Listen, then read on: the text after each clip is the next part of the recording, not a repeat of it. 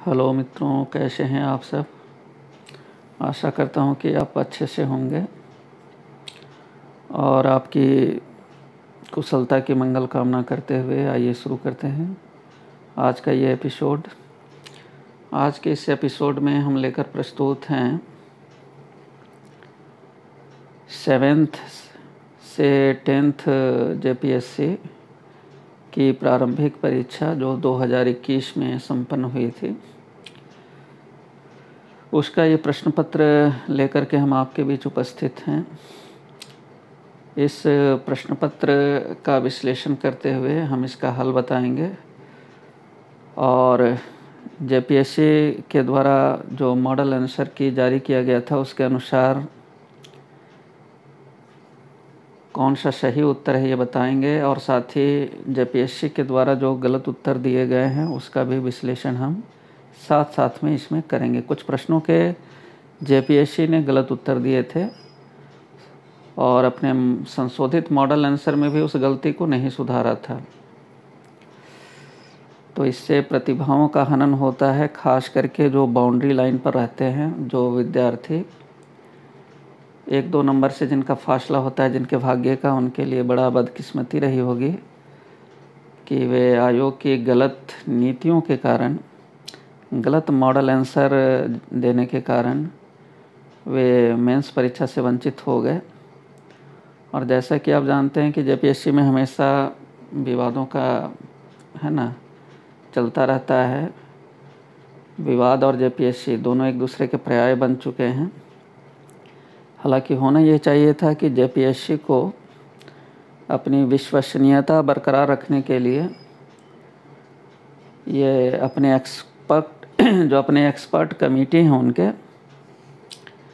उनको थोड़ा उनमें सुधार लाना चाहिए था और इस तरह की गलतियों से बचना चाहिए था, क्योंकि जेपीएससी जो है यहाँ के युवाओं की उम्मीद है और इस उम्मीद को कायम रखना जेपीएससी का ये पुनीत कार्य था।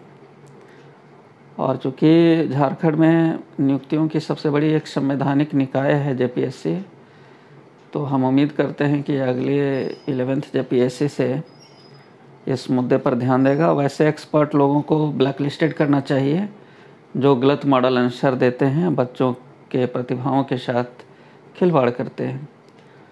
तो आइए इस संदेश के साथ ही हम लोग ये 7th से 10th जेपीएससी के ये पीटी के प्रश्न पत्र को देखते हैं। ये पार्ट 2 है। पार्ट 1 में हमने 1 से 50 तक के क्वेश्चनों को हल किया था। ये पेपर 1 है और पेपर 1 में हमने 50 तक का आंसर है ना पार्ट 1 में बता दिया था। अब हम लोग आते हैं क्वेश्चन नंबर 51 से 100 तक देखेंगे ये पेपर 1 का। इसके बाद फिर हम लोग पेपर 2 देखेंगे, है ना। और ये 11th जेपीएससी, आगामी जो 11th जेपीएससी है, इसके लिए काफ़ी महत्वपूर्ण रहने वाला है, क्योंकि क्वेश्चन जो है सेट करने का जो तरीका होता है वो लगभग मिलता जुलता है। तो इसलिए हम लोगों को इससे एक आभास हो जाता है कि किस तरह का क्वेश्चन का स्टैंडर्ड क्या होता है। और इसलिए जो है पिछले प्रीवियस क्वेश्चंस पेपर का पुनरावलोकन करना विद्यार्थी के लिए, परीक्षार्थी के लिए बेहद अहम होता है और इसीलिए हम इसको लेकर के प्रस्तुत हैं। आइए देखते हैं क्वेश्चन नंबर 51, पेपर 1 का क्वेश्चन नंबर 51। मध्यकाल की सरकार एक समग्र संरचना थी, ये विलय था। देखिए, मध्यकाल में जो भी सल्तनत का शासन हो, मुग़ल शासन हो, तो उसमें किन किन एलिमेंट्स का जो है वो मिश्रण था। तो देखिए, प्रायः इस तरह के जो क्वेश्चन होते हैं, यदि आपको गेस करना हो, इसका सही आंसर मालूम नहीं है, तो जिसमें मैक्सिमम एलिमेंट दिए हों लगभग वही सही होता है। ऐसा ज़रूरी नहीं है, लेकिन माना जाता है कि लगभग वो सही होगा। आप ऑप्शन बी में देख सकते हैं फारस का, अरब का, तुर्क का, मंगोल का, भारतीय तत्वों का। तो ये जो मध्यकाल की यहाँ की जो सरकारें थी, सल्तनत और मुग़ल काल की, उनमें ये सभी तत्वों का मिश्रण था। चलिए बढ़ते हैं अगले प्रश्न की ओर। क्वेश्चन नंबर 52, प्रथम भारतीय शिक्षा आयोग की नियुक्ति किसने और किस वर्ष की? देखिए, जो पहला एजुकेशन कमीशन बना था यहाँ पर, वो लॉर्ड रिपन ने वर्ष 1882 में ये शिक्षा आयोग की स्थापना की थी। सही आंसर है ऑप्शन डी। क्वेश्चन नंबर 53, भू राजस्व की अस्थायी बंदोबस्त एवं रैयतवाड़ी प्रणाली क्रमशः शुरू की गई। तो देखिए, भू राजस्व की जो परमानेंट सेटलमेंट था, अस्थायी बंदोबस्त था, वो बंगाल में शुरू की गई थी, और रैयतवाड़ी जो व्यवस्था थी वो मद्रास में शुरू की गई थी। बंगाल में कार्नवालिस के द्वारा, मद्रास में रीड के द्वारा। तो ये सही आंसर होगा ऑप्शन डी। क्वेश्चन नंबर 54, आधुनिक भारत के इतिहास की निम्न घटनाओं को कालक्रम के अनुसार व्यवस्थित कीजिए। क्रोनोलॉजी वाला सवाल है, इसमें कालक्रम के अनुसार जो है घटनाओं को व्यवस्थित करना है। देखिए, तो इसमें सबसे पहले स्वदेशी आंदोलन हुआ था 1905 ईस्वी में। इसके बाद मुस्लिम लीग की स्थापना हुई थी 1906 में। लखनऊ पैक्ट जो हुआ था 1916 में, और मार्ले मिंटो सुधार जो हुआ था 1909 में। तो सही हमारा जो ये कोड होगा वह होगा ADCB।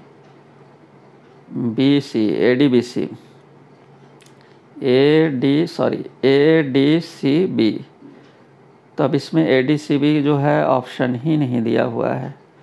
तो आयोग ने अपने संशोधित मॉडल आंसर में इसको माना कि कोई भी ऑप्शन सही नहीं है, और इसके लिए प्रत्येक परीक्षार्थी को 2 अंक जो है मुफ्त में आवंटित कर दिए गए।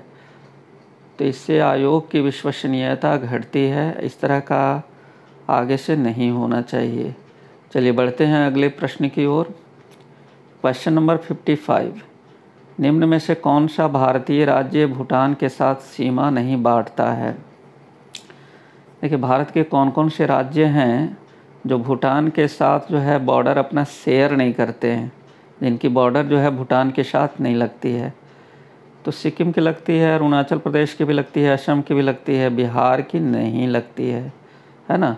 सही ऑप्शन होगा बी। 56, निम्न में से भारत के किस भाग में सामान्यतः प्रवाल द्वीप पाए जाते हैं? तो लक्षद्वीप के निकट जो है प्रवाल द्वीप है ना पाए जाते हैं, इसलिए इसका सही आंसर होगा ऑप्शन बी। लक्षद्वीप जो है प्रवाल भित्ति के लिए जो है प्रसिद्ध है। चलिए क्वेश्चन नंबर 57, निम्न में से किसने ब्रिटिश भारत में प्रांतीय स्वायत्तता शुरू की? अब पुनः जो है विवादों का पिटारा इस प्रश्न में। देखिए, भारत में जो है प्रांतीय स्वायत्तता की जो शुरुआत थी 1935 के एक्ट से हुई थी, लेकिन अब ये जनाब जो JPSC हैं ऑप्शन डी को सही मानते हैं, और ऑप्शन डी को ही सही मान करके उन्होंने 7th PT का रिजल्ट दिया है। अब आप सोच सकते हैं कि पढ़ने वाला जो सही परीक्षार्थी है 1935 लगाया होगा, और जो नहीं जानते होंगे, वाइल्ड गैसिंग करते होंगे, 1919 उन्होंने लगाया होगा, उनको नंबर मिल गया, और जिन्होंने सही लगाया उनको नहीं मिला। ये प्रतिभाओं का सीधा JPSC के द्वारा हनन किया गया है। हम इसकी निंदा करते हैं, और आगे से इस सर्वोच्च संवैधानिक निकाय जो झारखंड की है, नियुक्ति की निकाय है ना, इससे हम ये डिमांड करते हैं कि इस तरह की गलती आगे से ना हो। तो ये क्वेश्चन नंबर जो 57 है, इसका सही आंसर सी होना चाहिए, बट आयोग के एक्सपर्ट की नज़र में ऑप्शन डी सही है, और इसका कोई साक्ष्य भी उनके पास शायद नहीं होगा, है ना। मैं इसका साक्ष्य लेकर के इस पर बात कर रहा हूँ, मैं साक्ष्य दिखाता हूँ, आप बने रहें हमारे साथ।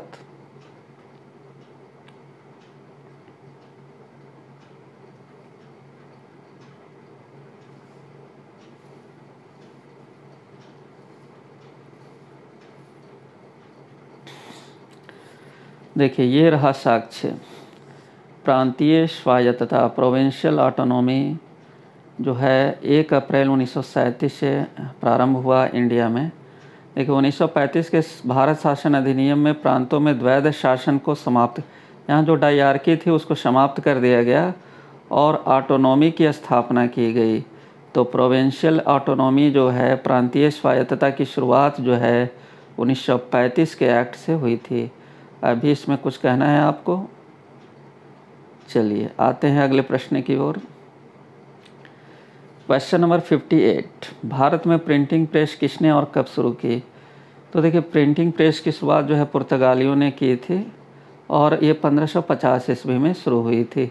ये सब कुछ जनरल क्वेश्चन है जीके के, है ना। इस तरह के क्वेश्चन जो है जेपीएससी में फैक्चुअल क्वेश्चन जो है वो रिपीट किए जाते हैं। ये जीके का सवाल है और सामान्य ज्ञान की सभी पुस्तकों में मिलता है ना, कि आलू की तंबाकू की खेती किसने शुरू की, है ना। तो इन सभी का आंसर जो है पुर्तगाली है। उसी तरह से प्रिंटिंग प्रेस भी इंडिया में लाने वाले पुर्तगाली ही थे, है ना। क्वेश्चन नंबर 59, भारत में निम्न में से किस तटीय प्रदेश में उत्तर पूर्वी मानसून से वर्षा होती है? ये भी ज्योग्राफी का जनरल क्वेश्चन है। देखिए, सर्दियों में जो है हमारे यहाँ केवल तमिलनाडु में जो है बारिश होती है। तो तमिलनाडु और आंध्र प्रदेश जो हैं ये कोरोमंडल तट में आते हैं, है ना। जो प्राकृतिक विभाजन है तो समुद्र तटीय इलाकों को जो है इस तरह से कोंकण, कोरोमंडल इस तरह का बांटा गया है, मालाबार। तो ये जो तमिलनाडु और आंध्र प्रदेश के जो तटीय इलाके हैं उसको कोरोमंडल तट कहते हैं और यहाँ पर सर्दियों में बारिश होती है उत्तर पूर्वी मानसून से।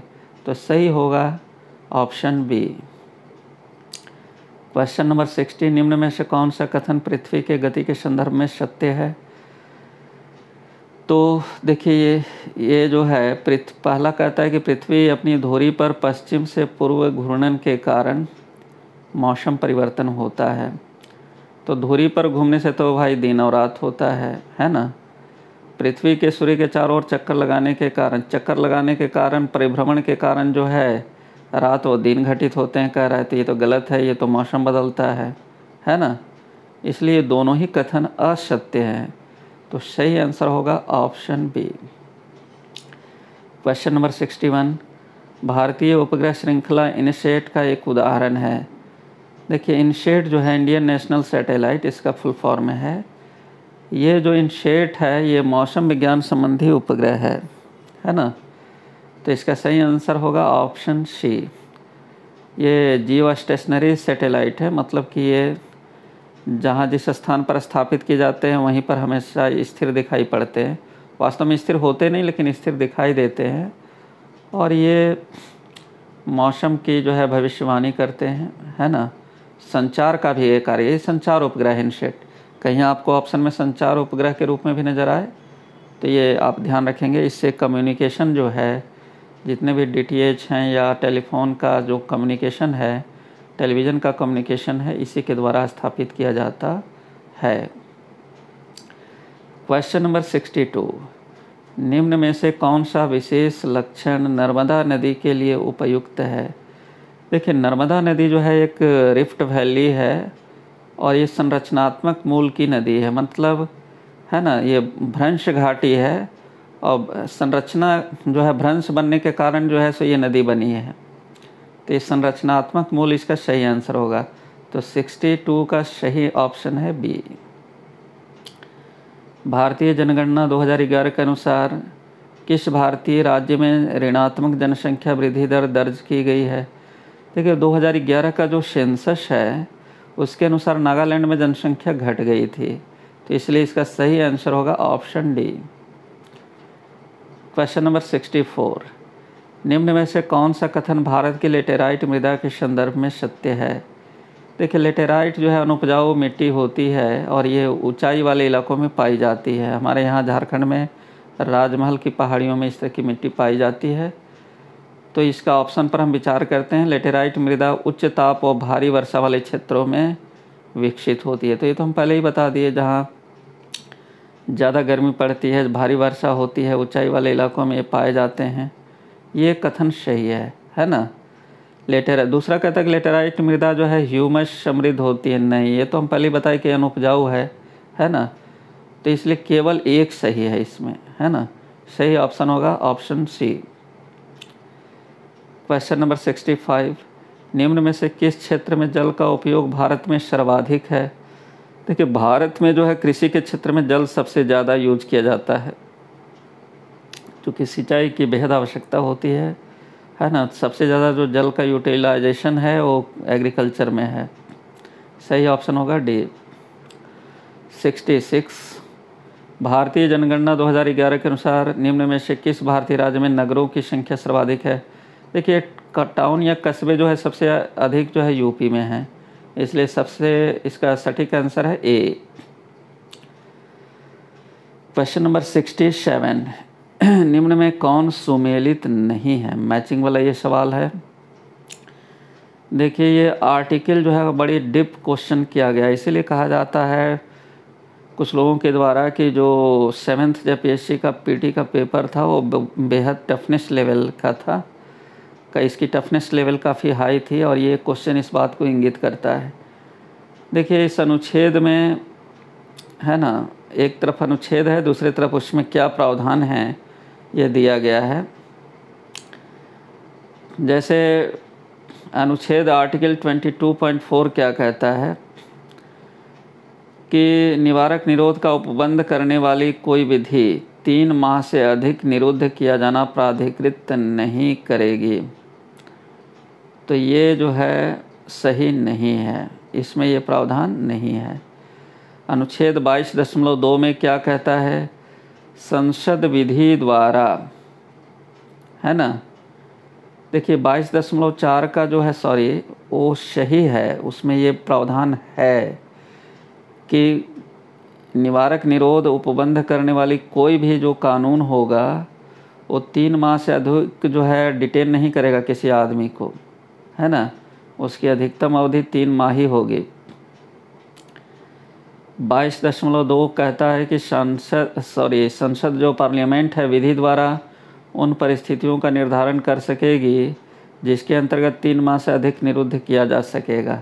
ऐसा कोई प्रावधान नहीं है इस आर्टिकल में कि संसद को यह अधिकार दिया जाए कि वो माने अधिकार है संसद को कि वो 3 माह से अधिक डिटेन करने संबंधी कोई कानून ला सकती है। तो सही आंसर इसका बी होगा। ये जो है ये प्रावधान जो बता रहा है ये सही नहीं है। 22.1 कहता है गिरफ्तार किए गए व्यक्ति को गिरफ्तारी के कारणों को यथासंभव शीघ्र बताए बिना अभिरक्षा में नहीं रखा जाएगा। तो ये भी सही है। यदि आप गिरफ्तार किए हैं तो उसको जो है बिना, है ना, जल्दी से बताए कि क्या कारण से उनको डिटेन किया गया है, आप उसको नहीं रख सकते, अपने कस्टडी में नहीं रख सकते हैं। 22.1 कहता है कि संसद की पसंद के अधिवक्ता द्वारा प्रतिरक्षा का अधिकार। तो ये भी सही है ना। ये हम अपना एडवोकेट लेकर के और डिटेन के विरुद्ध जो है वो अपना प्रोटेक्शन कर सकते हैं। तो सही इसमें है 22.2। ऐसा कोई पार्लियामेंट को अधिकार नहीं है कि 3 माह से अधिक डिटेन करने के लिए वह कोई कानून ला सकती है। चलिए बढ़ते हैं अगले सवाल की ओर। निम्न में से कौन सा वाद जमींदारी व्यवस्था से संबंधित है? एक बार पुनः यह प्रश्न जो है टफनेस लेवल को दर्शा रहा है कि टफनेस लेवल काफ़ी हाई था इसका। देखिए कहता है कि जमींदारी से संबंधित कौन सा वाद है? कौन सा वाद जमींदारी व्यवस्था से संबंधित है? तो देखिए जमींदारी व्यवस्था से संबंधित जो है कौन कौन सा वाद है? कामेश्वर सिंह बनाम बिहार राज्य, रमेश थापर बनाम मद्रास राज्य, मोतीलाल बनाम उत्तर प्रदेश राज्य, पश्चिम बंगाल राज्य बनाम सुबोध गोपाल। देखिए शुरू में जेपीएससी ने चारों ऑप्शन को सही बताया था कि सब जमींदारी से संबंधित केसेस थी, लेकिन बाद में जेपीएससी मुकर गई और इसको गलत उत्तर मान लिया, है ना, प्रश्न को ही गलत मान लिया और सभी को 2 अंक आवंटित कर दिए गए। तो महान आयोग का महान कृत्य है ना। एक तो इस तरह का क्वेश्चन देते हैं जिसका कोई हाथ पैर नहीं है ना। इस तरह के केसेस आखिरकार जमींदारी व्यवस्था से संबंधित कौन सा केस है ये किसी किताब में भी नहीं मिलेगा, ये है ना, अखबारों में भी चर्चा में नहीं रहता है। तो बेहद टफनेस लेवल को बढ़ा देता है इस तरह का सवाल, है ना। और ऊपर से आयोग को भी इसका उत्तर मालूम नहीं था, सभी को 2 अंक मुफ्त में दे दिए। चलिए धन्यवाद देते हुए आयोग को हम लोग आगे बढ़ते हैं। क्वेश्चन नंबर 69 निम्न में से कौन सा अनुच्छेद राज्य विधानसभा में आंग्ल भारतीयों के प्रतिनिधित्व से संबंधित है? देखिए इसका सीधा सा आंसर है 333, है ना। आप याद रखेंगे एंग्लो इंडियन को ये संसद में, है ना, खास करके लोकसभा में जो 2 एंग्लो इंडियन मनोनीत किए जाते हैं और राज्य विधानसभाओं में 1 एंग्लो इंडियन मनोनीत किए जाते हैं। तो ये जो है 333 में ऐसा प्रावधान है। सही आंसर होगा ऑप्शन सी, अनुच्छेद 333। ये किसने कहा कि न्यायिक सक्रियतावाद को न्यायिक जोखिमवाद नहीं होना चाहिए?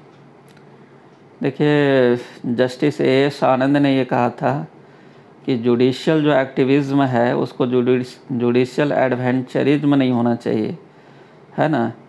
न्यायिक रूप से सक्रियता लाई जाए कोर्ट के द्वारा, लेकिन जो है उसको साहसिक नहीं हो जाना चाहिए कि हर मामले में जो है ये जोखिम उठा करके और निर्णय दे, है ना। जो कार्यपालिका का क्षेत्राधिकार है वो कार्यपालिका को करने दिया जाए। हर चीज़ में जो है जुडिशियल एडवेंचरिज्म ना ला जाए, है ना। तो ये बात जो है एस आनंद ने कही थी। संघ लोक सेवा आयोग राज्य की आवश्यकताओं की पूर्ति के लिए सहमत हो सकता है। देखिए, लंबे समय से झारखंड में ये मांग हो रही है कि जेपीएससी एक अक्षम आयोग है जो गलतियां कर ही देता है ना, और फिर मामला कोर्ट में लंबा खींचता है। विद्यार्थियों को, पढ़ने वाले विद्यार्थियों को कोर्ट में चप्पल घिसना पड़ता है। अब लगता है कि आयोग ने भी ये बात मान ली है या क्या। इस तरह के क्वेश्चन सेट करने का अभिप्राय समझ में नहीं आता। संघ लोक सेवा आयोग राज्य की आवश्यकताओं की पूर्ति के लिए सहमत हो सकता है। अभी हमसे पूछ रहा है आयोग कि राज्य की आवश्यकताओं को पूरा करने के लिए यूपीएससी, है ना, कब सहमति देता है? जब राज्यपाल डिमांड करे कि यहाँ का आयोग जो है अक्षम है नियुक्ति प्रक्रिया लेने में, करने में, और राष्ट्रपति उसकी राज्यपाल की मांग को, है ना, उस पर उसकी संस्तुति कर दे, तब जो है यूपीएससी जो है राज्य की नियुक्ति परीक्षाओं को भी कंडक्ट करने लगता है। तो ये सही आंसर होगा ऑप्शन सी। भारत में नियोजन के संदर्भ में क्या सत्य है? देखिए, यहाँ जो प्लानिंग होती है उसके संदर्भ में क्या सत्य है, तो देखिए प्लानिंग के संबंध में ये क्या क्या इतिहास के तथ्य हैं, क्या क्या सही है। देखिए, राष्ट्रीय पुनर्निर्माण एवं सामाजिक नियोजन का प्रस्ताव कांग्रेस वर्किंग कमेटी ने अगस्त 1937 में वर्धा बैठक में स्वीकृत किया था। ये सही है। वर्धा में ही राष्ट्र के पुनर्निर्माण और सामाजिक नियोजन का प्रस्ताव पेश हुआ था और स्वीकृत हुआ था। हरिपुरा के अपने अध्यक्षीय भाषण में सुभाष चंद्र बोस ने योजना आयोग के माध्यम से नीतियों को स्वीकार करने की घोषणा, ये भी सही है। मोदी सरकार ने योजना आयोग का नाम बदलकर नीति आयोग किया, ये भी सही है। और सुभाष चंद्र बोस ने 38 में जवाहरलाल नेहरू की अध्यक्षता में राष्ट्रीय योजना समिति के निर्माण की घोषणा की थी, ये भी सही है। तो जो भी प्लानिंग से ऐतिहासिक तथ्य दिए गए हैं वो चारों के चारों सही हैं, इसलिए सही आंसर होगा ऑप्शन बी। क्वेश्चन नंबर 73, नगरपालिका का सदस्य चुने जाने के लिए कोई व्यक्ति निर्धारित नहीं होगा। देखिए, हमारे यहाँ जो म्यूनिसिपैलिटी के चुनाव होते हैं नगरपालिका के, और जो पंचायत चुनाव होते हैं, उसमें न्यूनतम आयु जो कैंडिडेट की रखी जाती है वो 21 ईयर्स है। ये थोड़ा सा यूनिक है। अन्य में आपको लोकसभा के लिए 25 है, राज्यसभा के लिए 35 है, लेकिन जो जितने भी लोकल बॉडीज़ के स्थानीय निकाय के चुनाव होते हैं वहाँ पर आयु सीमा 21 वर्ष होती है। तो सही आंसर है option A. Question number 74, democracy and development in India from socialism to pro business नामक पुस्तक के लेखक कौन है? ये समसामयिक से सवाल है। इसका सही आंसर है option D, Atul Kohli. Question number 75, सुशासन के संदर्भ में निम्न में से कौन सा सत्य नहीं है? देखिए, जो सुशासन होता है, गुड गवर्नेंस होता है, उसमें समता एवं समावेशन होता है, सहभागिता एवं विधि का शासन भी होता है, पारदर्शिता एवं उत्तरदायित्व होता है, सारे एलिमेंट हैं उसके। लेकिन धार्मिकता एवं भावुकता, रिलीजन का और इमोशन का सुशासन में कोई जगह नहीं होता। सही आंसर होगा option B. Question number 76, Bharat में कर निर्दिष्टीकरण के संवैधानिक प्रावधानों के तहत निम्न में से कौन सा कर है जो पूरी तरह से राज्यों द्वारा लगाया और वसूला जाता है? तो ये तो आप जानते हैं कि जो भू राजस्व होता है, लैंड रिवेन्यू होता है, वो सिर्फ राज्य और राज्य का विषय है और राज्य सरकारें इसको वसूलती हैं। तो सही आंसर होगा ऑप्शन ए। पंचायतों की वित्तीय अवस्था का मूल्यांकन करने के लिए वित्त आयोग के गठन का प्राधिकार किसको प्राप्त है? देखिए, पंचायत के लिए जो वित्त आयोग है वो राज्य के गवर्नर जो है ये गठन करते हैं, इसलिए सही आंसर होगा ऑप्शन डी। पंचायती राज जो अधिनियम है उसमें इसका प्रावधान है। चलिए अब आते हैं 78। भारतीय राजकोषीय संघवादी व्यवस्था में संसाधनों का केंद्र द्वारा राज्यों को आवंटन किया जाता है। सही बात है, केंद्र जो है वो राज्यों को देती है। वर्तमान में निम्न में से कौन सा संसाधनों के आवंटन का एक माध्यम नहीं है? केंद्र प्रायोजित योजना, केंद्र की जितनी भी स्कीम्स हैं वो राज्य में भी चलती हैं। जैसे पीएम किसान योजना है तो राज्यों में भी चलती हैं, है ना। तो ये कर सहभाजन, तो ये जितना टैक्स वो सरकार लेती है, जितनी भी सेंट्रल टैक्स है उसमें उनको हिस्सा मिलता है। वो वित्त आयोग निर्धारण करता है कि राज्यों को कितना, है ना, टैक्स मिलेगा, कितना हिस्सा मिलेगा। सहायक अनुदान सब्सिडी भी राज्य में मिलता है, केंद्र सरकार देती है, तो राज्य भी लाभान्वित होते हैं। गाडगिल सूत्र के अंतर्गत योजना कार्यान्वयन के लिए स्थानांतरण, ये गलत है ना। तो सही आंसर होगा ऑप्शन बी।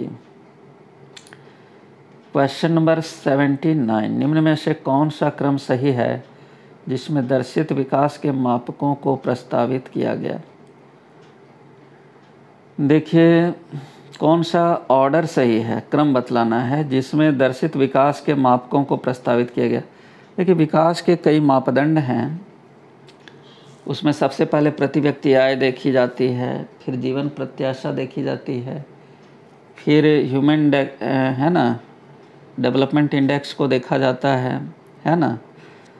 तो ये सही ऑप्शन बी होगा। PQLI का मतलब होता है physical quality of life index, है ना, और HDI का होता है ह्यूमन डेवलपमेंट इंडेक्स।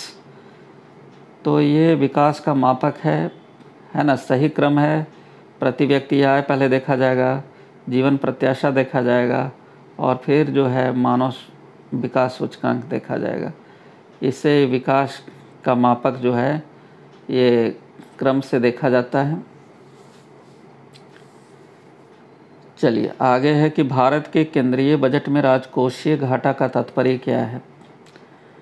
देखिए, इसका सही आंसर है ऑप्शन बी। राजकोषीय घाटा बताता है कि सरकार को अपने खर्चों को पूरा करने के लिए कितने पैसे की ज़रूरत है। देखिए, राजकोषीय घाटा का सीधा सीधा अर्थ है कि सरकार का जो आय कम है और व्यय ज़्यादा है ना। तो जो अतिरिक्त व्यय है उसको पूरा करने के लिए और कितना पैसा चाहिए, है ना, उसी को राजकोषीय घाटा कहते हैं। जैसे मान लीजिए कि हमारी आमदनी 100 रुपया है और खर्च 150 रुपया है, तो 50 रुपया जो है हमको अधिक खर्च करना पड़ रहा है, तो 50 रुपया जो है ये राजकोषीय घाटा हुआ।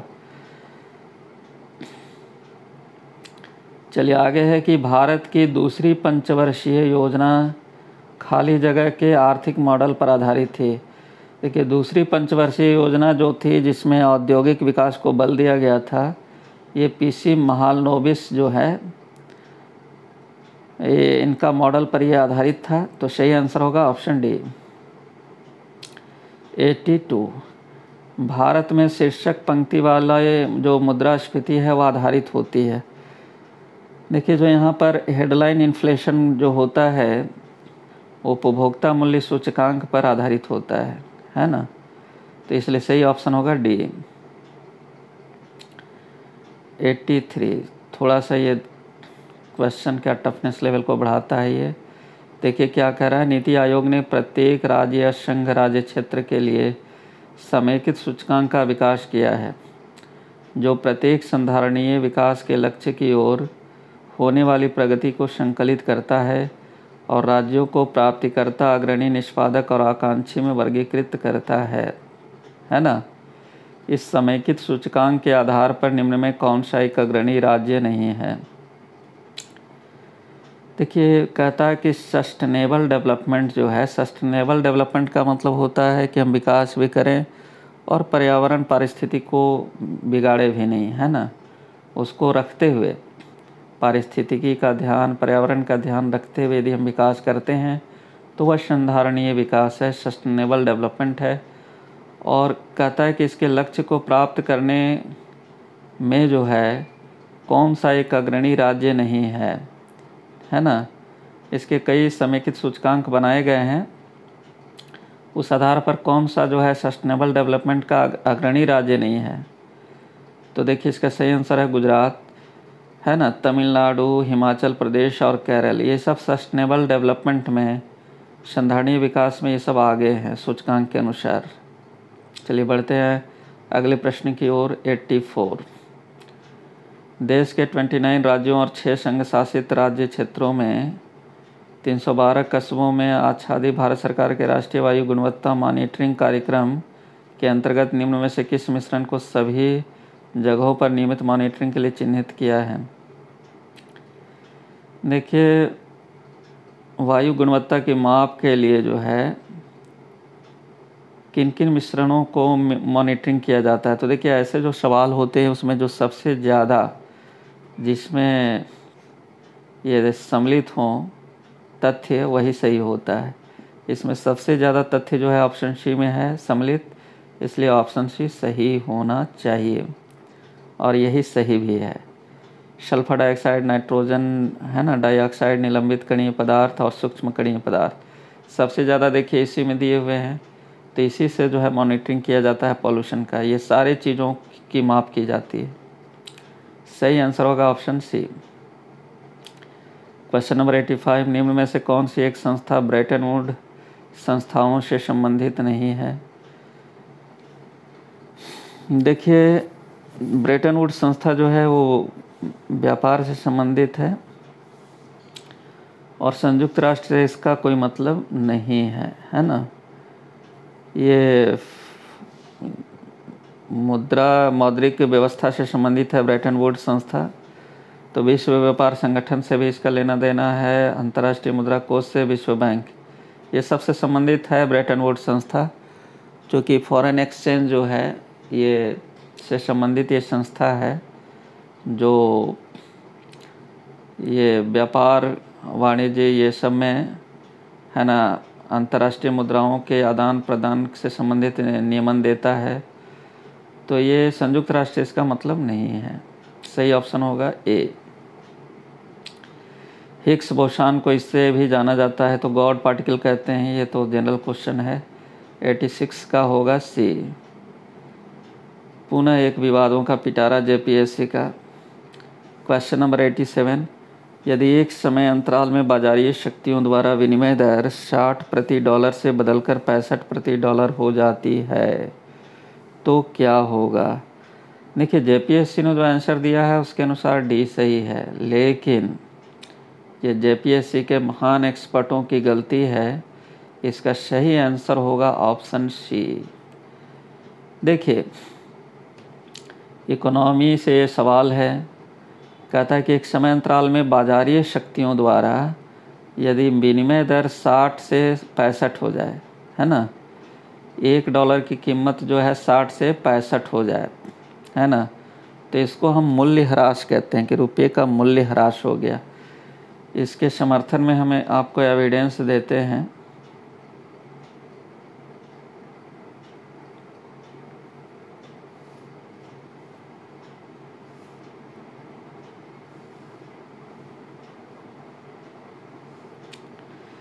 ये देखिए, अवमूल्यन और मूल्य ह्रास में क्या अंतर है आप देख सकते हैं, समझ सकते हैं। अवमूल्यन वह प्रक्रिया है जिसमें सरकार स्वयं जानबूझकर अपनी मुद्रा का मूल्य विदेशी मुद्रा, है ना, की तुलना में घटा देती है। तो ये सरकार के द्वारा किया गया कृत्य है अवमूल्यन। और मूल्यह्रास जो है बिना सरकारी हस्तक्षेप के अंतर्राष्ट्रीय बाजार में जब मुद्रा का मूल्य बाजार की मांग एवं पूर्ति की शक्तियों द्वारा स्वतः ही कम हो जाए तो मूल्यह्रास कहलाता है। अब आप देख सकते हैं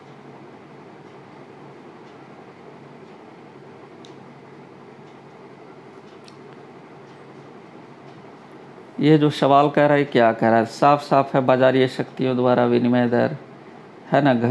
ये 60 प्रति डॉलर से मैंने $1 का मूल्य 60 था पहले, अब $1 का मूल्य 65 हो गया है ना। मतलब 65 रुपया में $1 मिलेगा, तो रुपये का मूल्य जो है घट गया है ना। तो ये मूल्य ह्रास होना चाहिए। बाजारीय शक्ति से यदि होगा तो मूल्य ह्रास, सरकार करेगी तो अवमूल्यन। मैंने रुपये का मूल्य यदि घटाती है सरकार तो अवमूल्यन, बाजार के द्वारा होगा तो मूल्य ह्रास। सीधा सा ये प्रश्न था और इसका आयोग के महान विशेषज्ञों ने आंसर दिया है डी। और कितने लोगों का प्रतिभाओं का हनन किया होगा, इसी के आधार पर रिजल्ट निकला है 7th का। चलिए अगला हम लोग देखते हैं क्वेश्चन नंबर 88। गुणसूत्र की वंशागतता का सिद्धांत किसने दिया था। ये देखिए सही आंसर इसमें कोई भी नहीं है, मॉर्गन इसका सही आंसर होना चाहिए था। तो महान जेपीएससी ने इसके लिए भी सभी को 2 नंबर आवंटित कर दिया। महान आयोग का महान कृत्य। चलिए बढ़ते हैं अगले प्रश्न की ओर। हवा में प्रकाश की चाल निर्भर करती है। देखिए हवा में जो प्रकाश का स्पीड है वो ये सबसे स्वतंत्र होता है ना। बी जो है कहता है कि दाब, ताप और घनत्व से स्वतंत्र है ना। तो हवा में जो प्रकाश की चाल होती है ये किसी पर भी निर्भर नहीं करती है। तो ये सही ऑप्शन होगा 89 का बी। आगे है कि निम्न में से कौन कीट नहीं है। तो देखिए मकड़ी जो है ना, या स्पाइडर जो है ये कीट की श्रेणी में नहीं आता है। और सब कीट हैं, घरेलू मक्खी, खटमल, मच्छर है ना। मकड़ी जो है वो कीट नहीं है। कीट माना जाता है जिसमें 4 पैर और 2 पंख हो, और मकड़ी में ये नहीं होता, इसलिए मकड़ी जो है इंसेक्ट की श्रेणी में, कीट की श्रेणी में नहीं आता है। ये जीके का भी सवाल है। चलिए बढ़ते हैं अगले प्रश्न की ओर। जो आजकल के एलईडी हैं है ना, प्रकाश उत्सर्जक diode, light emitting diode LED है ना, के कार्य करने का सिद्धांत क्या है। तो वैद्युत संदीप्ति के सिद्धांत पर ये कार्य करते हैं है ना। इलेक्ट्रोल्यूमिनेसेंस के आधार पर ये कार्य करते हैं। सही आंसर होगा ऑप्शन सी। एलईडी बल्ब किस पर काम करता है, वैद्युत संदीप्ति के सिद्धांत पर। चलिए निम्न में से कौन सा विद्युत चुंबकीय तरंग का उदाहरण नहीं है। देखिए विद्युत चुंबकीय तरंग जो है कौन नहीं है।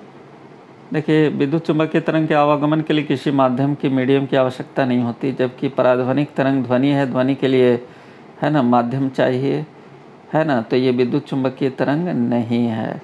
सही आंसर होगा 92 का सी। चलिए बढ़ते हैं अगले प्रश्न की ओर। फैक्स एवं इलेक्ट्रॉनिक मेल प्रेषण में कौन प्रयुक्त सूचना का संकेत रूप होता है। तो इसका सही आंसर होगा ए, एनालॉग और डिजिटल सिग्नल दोनों है ना। जो फैक्स या ईमेल जो हम लोग भेजते हैं उसमें ये दोनों संकेत का उपयोग होता है, एनालॉग का भी, डिजिटल का भी।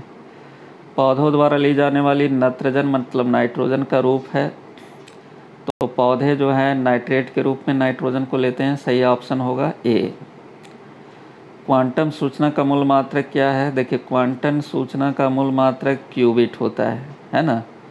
कंप्यूटर ज्ञान से ये सवाल है, ये भी कंप्यूटर ज्ञान से सवाल है। मेघ संगणना सेवा सम्मिलित नहीं करती है। देखिए cloud computing service does not include है ना। तो जो क्लाउड होता है ये क्या, कौन सी सेवा शामिल नहीं करता है। सॉफ्टवेयर सेवा होता है, आधारिक संरचना सेवा होता है, मंच सेवा, ये सारे चीज़ हैं, लेकिन विद्युत चुंबकीय वर्णक्रम आवंटन से इसका कोई लेना देना नहीं है। चलिए तो सही आंसर होगा इसका बी 97। मैक्रोनी गेहूँ, मैक्रोनी गेहूँ जिसका पिज्ज़ा बनता है ना, पास्ता बनता, पास्ता गेहूँ भी इसको कहते हैं। इसका बॉटेनिकल नेम क्या है? तो ट्रिटिकम ड्यूरम, है ना। सही आंसर होगा ऑप्शन बी। प्रथम शाकनाशी का विश्व में हर्बिसाइड जो हर्ब को मार देता है, शाक को मार देता है, वो 2,4-D है ना। विश्व में पहली बार कौन सा शाकनाशी बनाया गया था? 2,4-D। सही आंसर है सी। मूंगफली का अत्यधिक हानिकारक रोग है। देखिए ये भी जनरल क्वेश्चन है, मूंगफली में टिक्का रोग होता है, ये प्राय आपको जीके में मिल जाएगा। सही आंसर होगा ऑप्शन सी, है ना। Question number last and 100। मक्का, आलू, गन्ना और मूंग, है ना, फसल चक्र उदाहरण है। तो इस फसल चक्र में लगभग 2 वर्ष लग जाते हैं। सही आंसर होगा 2 वर्षीय, है ना। ये जो फसल चक्र है 2 वर्ष का है। देखिए मक्का आप लगाएंगे कब? मक्का लगाएंगे जून में लगाएंगे, है ना। तो मक्का कटने के बाद फिर आप, है ना, मक्का लगाएंगे खरीफ में, फिर आलू लगा देंगे रबी में, फिर गन्ना जो है 8 महीने रहेगा, फिर मूंग जो है ना, लगाएंगे। तो इसमें 2 वर्षों का समय लग जाएगा, है ना, 2 फसल वर्ष लग जाएगा, है ना। तो ये 2 वर्षीय जो है क्रॉप रोटेशन है। तो ये लास्ट वाले जो सवाल थे ये कृषि से थे, ये 4 सवाल। तो इस तरह से पेपर 1 जो है ये समाप्त हुआ। आपको हमारा ये एपिसोड कैसा लगा आप हमें कमेंट बॉक्स में कमेंट कर ज़रूर बताएं, ताकि हमारा उत्साहवर्धन होता रहे। यदि आपको हमारा वीडियोस जो है, एपिसोड जो है अच्छा लगता है, तो आप इसे अपने मित्रों के बीच, खास करके जो जेपीएससी की तैयारी कर रहे हैं उनके बीच शेयर करें, सब, है ना। खुद भी सब्सक्राइब करें, लोगों से भी सब्सक्राइब करवाएं, है ना। और हमारे वीडियोस को लाइक करें, ताकि हमारा इसी तरह से उत्साहवर्धन होता रहे और हम इसी तरह से वीडियो बनाते रहें। आपने धैर्यपूर्वक हमारे इस एपिसोड को देखा, लाभ उठाया, आपका बहुत बहुत धन्यवाद। मिलते हैं नेक्स्ट एपिसोड में, तब तक के लिए सभी को नमस्कार, जय हिंद।